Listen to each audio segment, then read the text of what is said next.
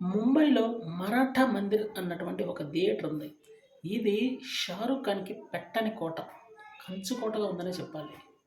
'దిల్వాలే దుల్హనియా లే జాయేంగే' అన్నటువంటి షారుఖ్ ఖాన్ మూవీ ఇక్కడ 5 సంవత్సరాలు ఆడిందని ఒక వినికిడి. అయితే రీసెంట్‌గా 'డంకీ' మూవీ కూడా ఇక్కడ రిలీజ్ అయింది. అయితే కేవలం 2 రోజులు మాత్రమే అక్కడ అది ప్రభావం చూయించింది.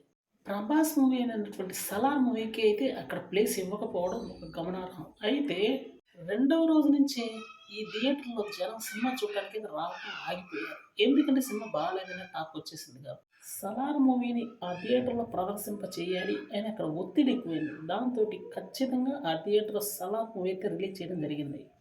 రోజుకి మార్నింగ్ షో మాత్రమే 'డంకీ' వేస్తారు. ఇక మిగతా 3 షోలు కూడా 'ప్రభాస్' మూవీయే ఏస్తారు. పరిస్థితి అయితే అంత దారుణంగా తయారైంది. అంటే 'ప్రభాస్' యొక్క మానియా 'సలార్' మూవీ ప్రభంజనం ఏ విధంగా ఉందో చెప్పడానికి ఇది ఒక చిన్న ఉదాహరణ మాత్రమే. డైరెక్టర్ గాని కరెక్ట్‌గా పడితే పెను ప్రపంచం సృష్టిస్తారని చెప్పడానికి 'సలార్' మూవీ ఒక నిదర్శనం. ఫస్ట్ డే టోటల్‌గా ఈ మూవీ 170,00,00,000 కలెక్ట్ చేసింది. 2023లో రిలీజ్ అయినటువంటి ఏ మూవీ అయినా ఇంత కలెక్షన్స్ ఫస్ట్ డే కలెక్ట్ చేయలేదు. ఇది 'ప్రభాస్‌కి' మాత్రం సాధ్యమైంది. వరుసగా ఫ్లాపులు పడ్డప్పటికీ 'ప్రభాస్' కమ్‌బ్యాక్ అయి తీరుతాడు అన్నటువంటి అభిమానుల కోరిక నెరవేరింది. ప్రెజెంట్ ఎక్కడ చూసినా కూడా థియేటర్స్ దొరకని పరిస్థితి. ఎందుకంటే మూవీ అంత అద్భుతంగా ఉంది. టికెట్స్ దొరకని పరిస్థితి.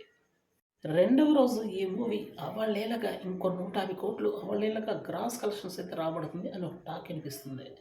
ఇదే జరిగితే మాత్రం ఒక పెను ప్రబంధన సృష్టించడం ఖాయంగా కనిపిస్తుంది ఈ మూవీ.